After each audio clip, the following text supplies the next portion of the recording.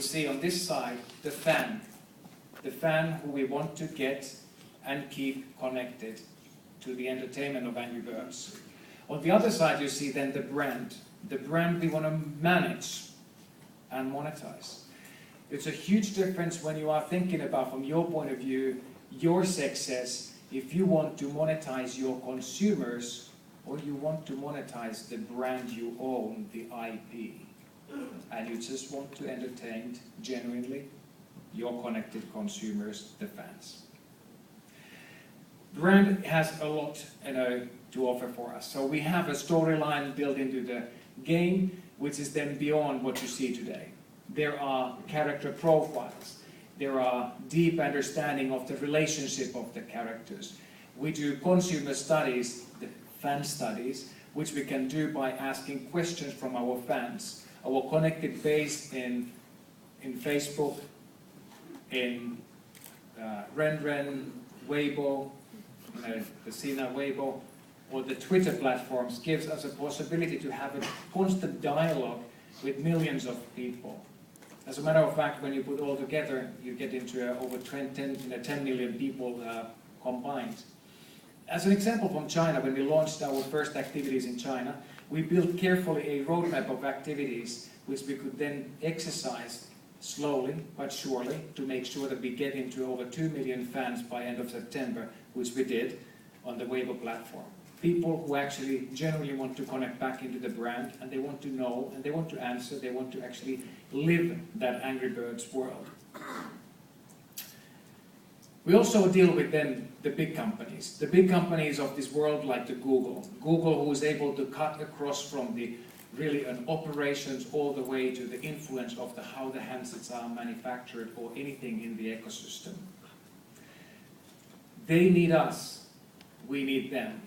It is really a relationship where we can jointly build a ecosystem where the developers can build high quality experiences for their audience. Let me play a short video clip. This is a TV commercial. And let me see if I can get it from here. So this is a TV commercial done by Chrome, Google. The team flew to Finland to meet some of our key developers on the web game. They brought them into an interview situation where they gave an interview, and then finally, based on the material, what was gathered over the interview, the following commercial, 1 minute long, is played on primetime US. Many of us would not see it because we are not geographically based there. If we would be, we would see it. However, then it's possible that our friends would not see it because it's so targeted to the developer community. I'm not sure if you have seen this. Testing 1, 2. So the really amazing thing is Angry Birds is now on the web with Chrome. And it has huge explosion. Exactly. It's like a couple of guys, middle of nowhere, can actually Make explosion. Can actually get a game out there to hundreds of millions of fans. And the number of downloads, it's a simple metric. If you look at some of the other numbers with Mustache is funny. and that's one thing actually, Chrome is a great platform for any developer, thanks to all the updates. Also updates. Chrome is a great platform, thanks to WebGL. WebGL. Chrome has amazing frame rate capabilities. Frame rate capabilities. Are you angry, Peter? You look angry.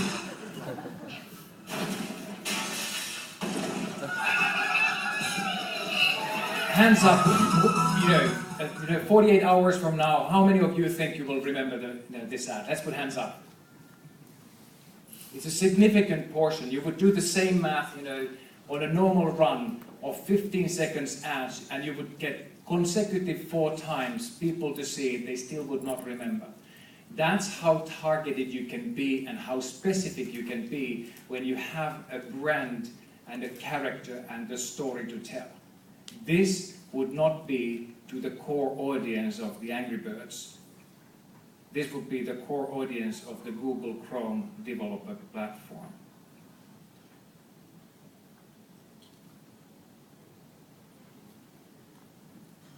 Now, When we launch the apps and when we're working on the apps, it's really important to understand that you are not actually buying a product of Angry Birds game. You're actually subscribing into the Angry Birds goodness. The Angry Birds goodness started on December 10th, 2009. We launched it at the 99 US cents or 79 euro cents. It was starting to pick up. We thought maybe there's a pricing flexibility. Why don't we check up the price? We did. 10 days later, we brought it back down again.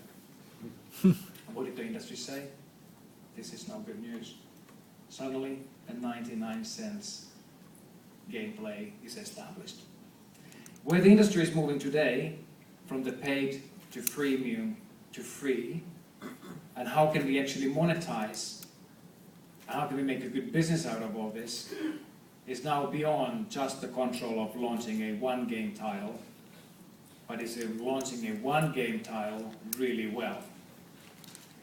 This is not a game of rushing from one title to next and try to be the guy who has done the first 200 titles.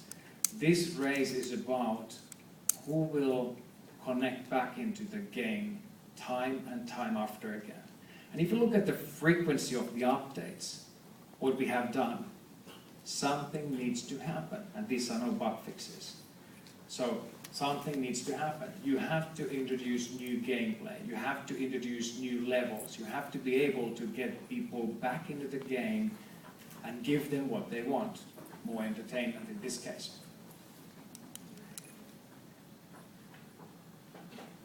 Once going into the then different geographies and markets, if you're looking at now China as an example, we have carefully planned already in the beginning of the year how to access to the China market.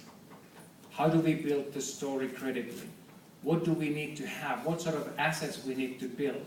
If anyone, any company in this world who wants to say that, well, let me have 1 billion downloads and finally 1 billion connected fans, being the operator consortium, a game developer, franchise, or anyone, you need to take seriously the largest markets of the world.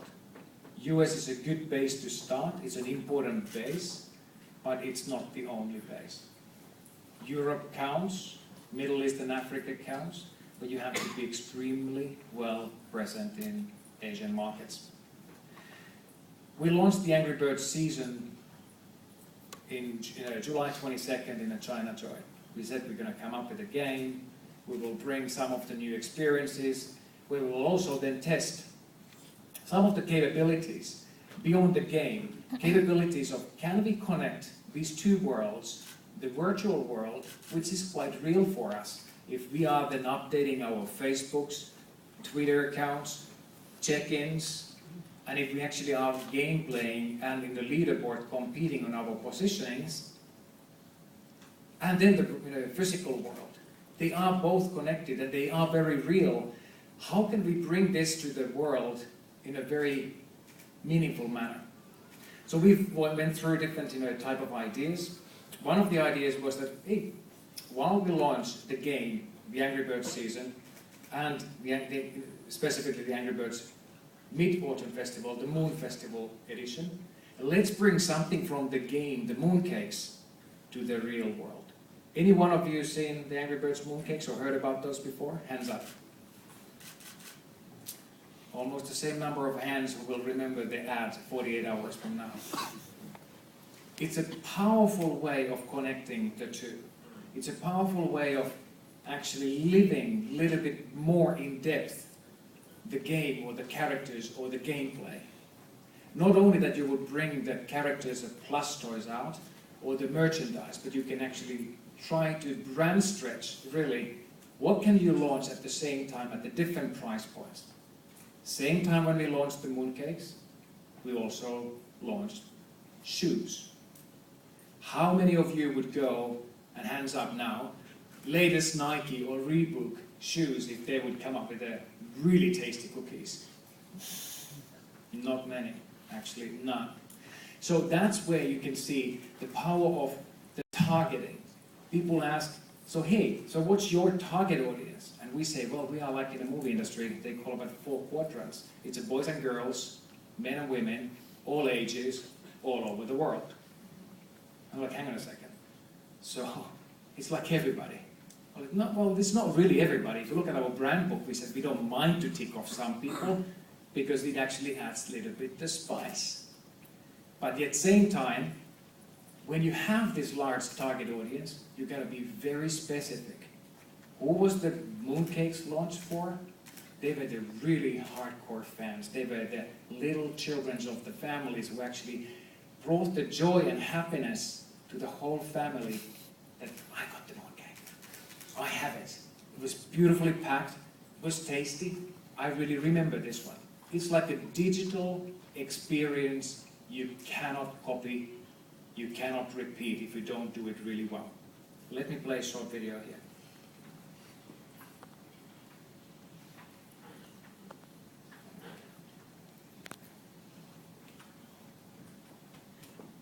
Let's see if it does.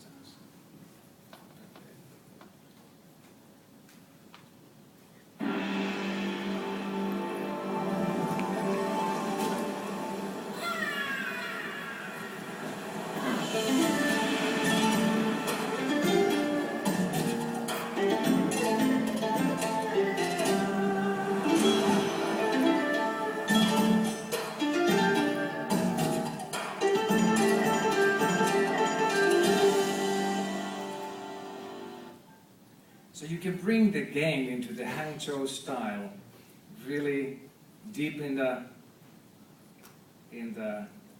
China cultural environment. But you don't have to stop there. You can actually bring it from the China to the rest of the world. As a matter of fact, you can bring it to the world so big that tens of millions of people first time hear about the cultural festive season of Mid-Festival, Autumn Festival, or Moon Festival outside of the Chinese societies. Wow. And then you get this fan mail back. People writing back, well, I'm here in Copenhagen, my name is Rina, and you know, I played the game and I felt really homesick, which was kind of sad, but it was kind of nice that you did this. That's the level of connectivity we are looking at. That's what we're aiming for. Fan and the brand. Get, keep, and then brand, manage and monetize. How about the characters? Then when we launched the new characters, we tried to take quite a good care here. What do we actually communicate? So here's the Mighty Eagle. Mighty Eagle is an in-app purchase. It's something that, you know, the game recognizes. You've been trying this level quite a few times. You have not been successful to go through. Would you like to buy Mighty Eagle? Mighty Eagle, the old grumpy bird living in a cage who likes to eat sardines, don't know why, but likes to eat sardines. You throw a can of sardines, destroys the game, you get to the next level. But it doesn't stop there. You actually cannot get to the next level if you don't try another 59 minutes, 59 seconds, once an hour. Carefully thought through how you build the game and connection, that you get these cheats while you pay for it. So it's actually another way of playing the game, by the way. You can get into the feather and scores. You can play all the way to total destruction. And you can play now the game not only for 1 star, 2 stars, 3 stars, competing on the leaderboards, but you can also play with a Mighty Eagle all the way to the total destruction, the feather score, and all levels again. This game has, by the way, more than just one game. It has that basic, let me go through stage by stage, the curiosity, what's next, what kind of puzzle you built for me, can I break it, can I get to the next level, to the perfection of getting 3 stars all the way, and on top of that one, the total destruction with the Mighty Eagle. So, this is already giving another example of how the game has been segmented, quite different than it looks in the beginning. And here's another one. Here's a bird, it's an orange bird. If any company say Electronic Arts would like to introduce a new character, they would need to build the story to the character, what the character does, what sort of mighty powers it has, what is it there to do, and how could that link back into the total story of the game? Now, I've given the example so far on the brand management. You can bring things from the virtual world to the physical world, licensing, merchandising, retailing, bringing the goods into the hands of the fans and the consumers. I've given the example of the advertising, the power of the advertising. Advertising on the freemium model. You download the game, you see the advertising, you get the 6 billion ad impression a month on the gameplay with 500 million downloads. Here is another one. Then the short videos. In the previous video, you actually felt that there was a different type of visual, audiovisual world. Now, this introduction of the character was done in Halloween. So just a while ago, and I'll just play this one. How did we introduce the new bird, and what was the story about it?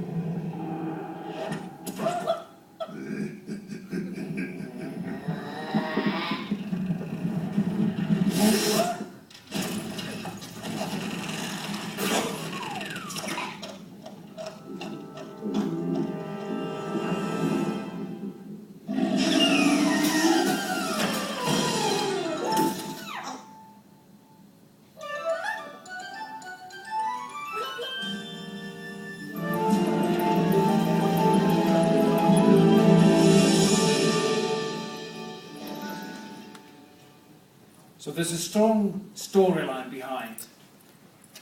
Storyline which is then connected in the game. In a game where you cross-advertise it inside of the game, getting your fans from between the different Angry Birds games and content connected. Now to the short videos, then back into the game, then the cookbook, then back into the game, then something else, back into the game, something else, back into the game. So it is a world of opportunities, what can be done just in the digital world. Imagine this, combined with the possibility to bring all this into the virtual world. Imagine this, that you can bring it from the game and the assets of the game, and you can start building an ecosystem where there are partners who believe that this is really truly valuable, and we have plenty of them and examples of those, and people who actually start to look at this one as really a brand management exercise and a fan management exercise, rather than just an application and a game. That's where it starts, but that's not where it's going to only be.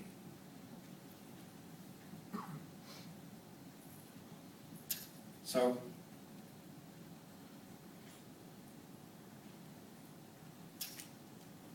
moving on. So, the fans are so connected that they actually send back into their own fan mail. They tell what they see, what they feel, they're highly connected.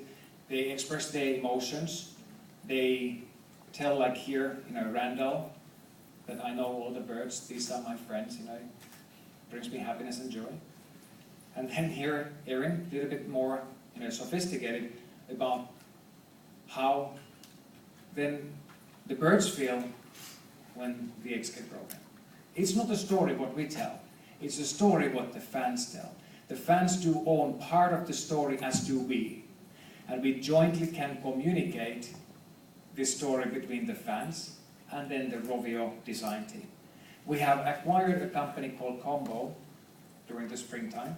It's an animation company, and it can create the animations, it can create a wealth of experiences for our fans. And we can use as an inspiration what the fans tell us what to do next. How to manage the brand, how to connect, how to be very in-depth, engaged with the consumer base. So we put a lot of weight on that, a lot of weight. We don't take it easy, we really put a lot of weight. What do they say? How they want to see this story to evolve? Where do they want to go next? Where do we want to go next? What should we do? And it is really a story of Super Mario. It is a story of Pokemon. It is a story of the whole Walt Disney in terms of what does the Mickey do today and what did Mickey do tens and tens years ago. We opened up the retail store last week. We believe that the retail is one way of capturing more value both for the fans and of course then for the operations that sell our brand. And retail is the way of bringing the experiences from the virtual world to the physical world. And this is an area where we're going to study more and more, make sure that we actually learn as we go. Our company needs to learn quickly because the speed of development is fast. And if you think about what is the dilemma where we live in, is that the digital world, where we all live in, the apps world, is all about hours, days, and weeks, where the physical world, people seem to live more of maybe weeks, months, and years. And the connection is kind of the borderline is vague. And it's difficult to make sure that everything what you do in the game and everything what you want to bring to the fans is actually then captured also in the physical world. So we bring then a lot of partners in. Partners who can then make a huge difference. These are the examples from the China. This is from our event in Shanghai, where we cherish the partnerships. There's a lot of digital partners here. Digital partners who can bring the gameplay to a different level. People who actually believe in partnership, innovation, and global market. Then on animation side. So we're building short animated movies, but we also do TV commercials. I'll give you one example here. This is a commercial from US. And it's one way of monetizing the brand. It's a company called Wonderful Pistachios. Wonderful Pistachios had a following challenge. They were a very seasonal product. Buying pistachios would be tied into a holiday season. They wanted to break through from the seasonal product sales to a promotional sales where they could actually drive the sales. One of the ways is then with Angry Birds commercial. Okay, now I don't know where it is. Let me find commercial, where it is.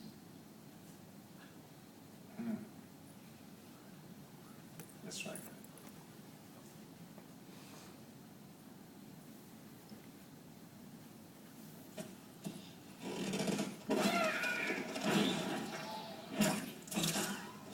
Angry Birds, do it on the fly. Wonderful Pistachios. Get cracking. 15 seconds. Something what makes you feel happy about. You can bring it to the retail, you can bring it to the packaging, you can bring it to the whole experience of eating pistachio nuts. Quite powerful, quite entertaining. And anyway, if you're buying pistachio nuts, why wouldn't you buy the Angry Birds pistachio nuts? So it gives a possibility to really bring the brand into different places. The other examples, of course, is then with the big movie players. 20th Century Fox, Angry Birds Rio is one example, very powerful example, by the way, where then the box office was able to make $480 million. And the joint promotion between the brand of the gameplay and then the physical movie, actually, hey, let's go and see the movie, I played the game, and vice versa, has been a very, very strong tie-up. People have felt that it adds more value to the fans, it adds more value for the movie makers, and it adds more value, of course, then the application and the game developer itself. Then on the cartoon side, so the cartoons, the story continues now back from the Moon Festival, continues into the cartoons. What actually happened during that time when the first Angry Birds celebrated Moon Festive season was on its way. And it is a story from the Mighty Eagle. It was the story of 14 different comic strips. It was launched on consecutive days, and you could find those first from the China Daily or your CMCC subscription ads, or you could find it from the fan pages of the Angry Birds. So you can actually enjoy something even more in depth. And the China Daily printed ads was something what you could read from the newspaper on the digital website, or you could actually then get it into your mobile through the China Mobile. Cookbook. Something where we want to bring the family together. Something what would entertain that children experience the cooking as a family activity. Something where you would be able to connect back into what happens in the cookbook, and in your own kitchen, the fun and excitement of making, like in here, the waffles. And this is all about good business. It's all about making sure that the company has resources to invest more, to create more in depth to the story, and make sure that we can get these fans who we have entertained on a daily basis, and make sure that there is a larger ecosystem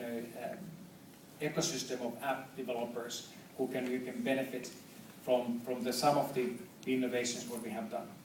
So we really welcome you then to connect back to us as well, and make sure that we have a very, very good, healthy ecosystem of the app development and the innovation. Because the biggest risk what we have seen is the piracy.